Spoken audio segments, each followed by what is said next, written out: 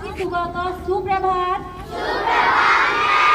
और हिंदी दिवस की ढेर सारी शुभकामनाएं।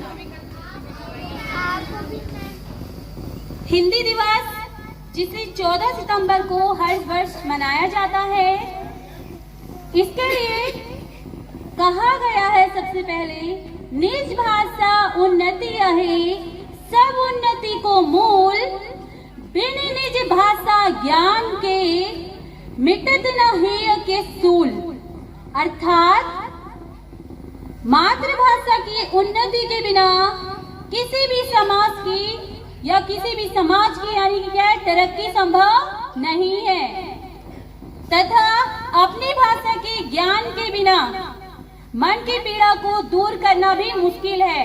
कहने का तात्पर्य है, जब तक आपको अपनी मातृभाषा का ज्ञान नहीं होगा तब तक आपके समाज की तरक्की नहीं हो सकती है, और ना ही आप अपनी मन की पीड़ा को किसी के सामने जाहिर कर सकते हो। ठीक है, इसलिए सबसे पहले आपको अपनी मातृभाषा का शुद्ध ज्ञान होना बहुत ही आवश्यक है। हिंदी को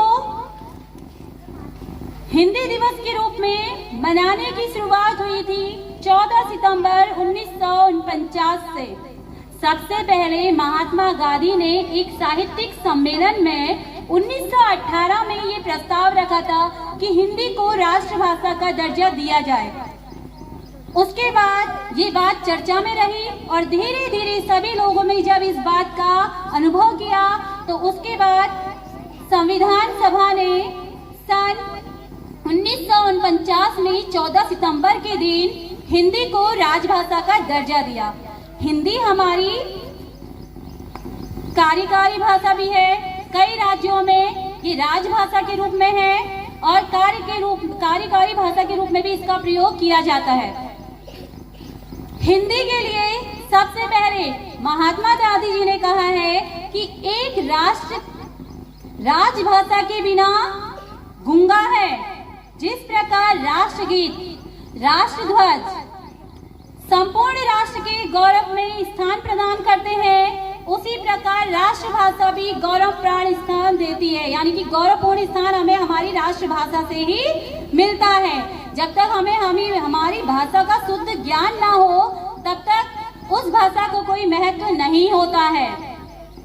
और आप सभी को पता होना चाहिए, उत्तराखंड में जो हमारी प्रथम भाषा है वो क्या है?